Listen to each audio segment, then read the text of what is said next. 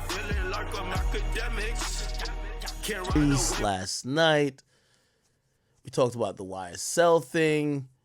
Fulio saying he's voting for whatever. 6ix9ine came back. He performed in Romania. Nore had a prediction. He says, I predict that Drake and Kendrick are going to squash it and eventually make one of the greatest hip-hop records of all time. I don't know. I want to say no. But I said no with Drake and Meek. I just couldn't understand why Drake would even make up with that guy. Meek is the reason why so many people have doubted your legacy. The dude said you're using ghostwriters. He's the one who wrote that information to light.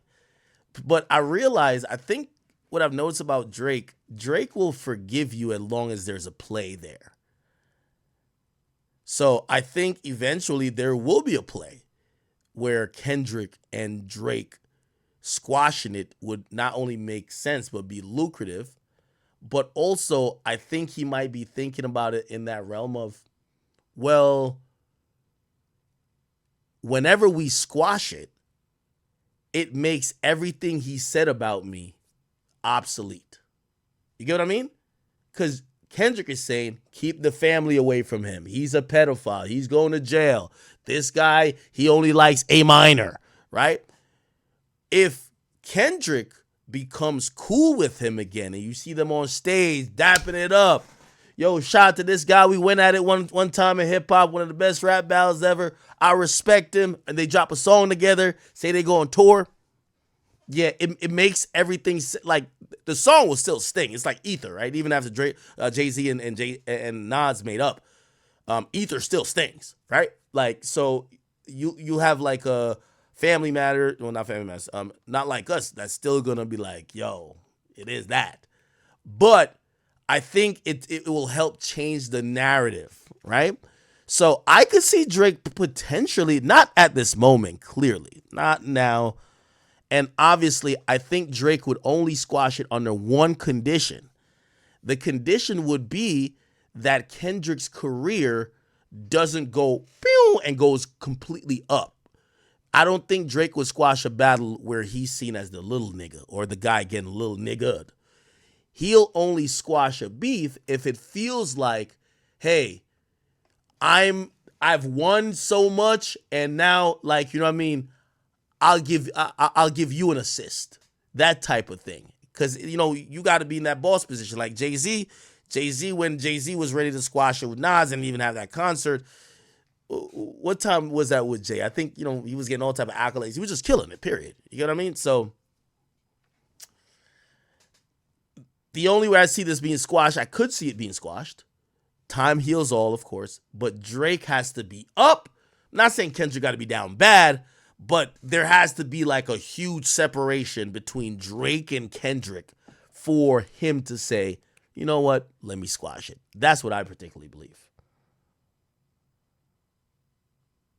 Yeah, it's yo, when, maybe, I don't know if that'll be a thing though, because the difference between Jay-Z and Nas and Kendrick and Drake, Kendrick kind of always had the potential to compete on a popularity perspective with Drake.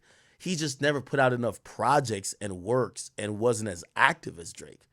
So I don't know if there'll be a time where Drake is selling double what Kendrick is selling, or Kendrick is just pushing 120,000 and Drake is doing 1 million again, right? I mean, a lot of people believe that Drake won't do 1 million no more, right?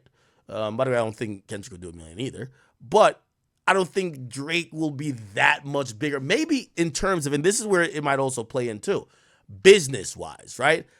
I think in the next couple of years, I think Drake needs to cement himself on a mogul aspect, because everything to do with rap, you've already checked the box.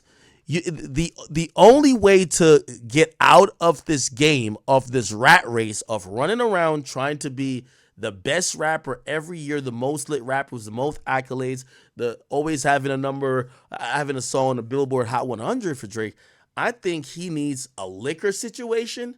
I think he needs that exit plan for Dr. Dre. Not saying he was that active, but the headphones deal, Beats by Dre, that turns him into a mogul. Now it gets him off that rat race, right? For Jay-Z, obviously, you know, he had a label that was kind of like pretty decent, but of course, the champagne, cognac, Douce, Rock Nation Sports, Rock Nation period. That's what kind of got him off of. You'd be like, oh, okay. I think Drake needs that play. I know he has like a wine. Is it a wine or a whiskey? I think he has a whiskey. That shit is not that, bro. You know what I mean? He needs one of those that puts him into, oh, Drake is worth $10 billion. And respectfully, when you're not worth $10 billion, yeah, he beat me in a rap battle. You could make peace with him, right? Because you're just so much winning that life. You're worth $10 billion in one of the most lucrative things ever, or you own an NBA team or something. And now you could book Kendrick Lamar to come perform for your NBA team. Like that makes it feel like, oh, okay, Drake is still like the guy, right? That's the way they squash it. But as long as they're competing for that who's the better rapper now thing, and also the lasting effects of, you know, certified lover boy, certified pedophile, what? No. You can't be cool with that nigga right now. Not right now. But time does heal all. So I actually agree that this would happen at a certain point. And I also do believe that this is going to be predicated on both individuals' ability to never run into each other, for their people to never run into each other, for violence to also not happen. You get what I mean? All right. All right. What else?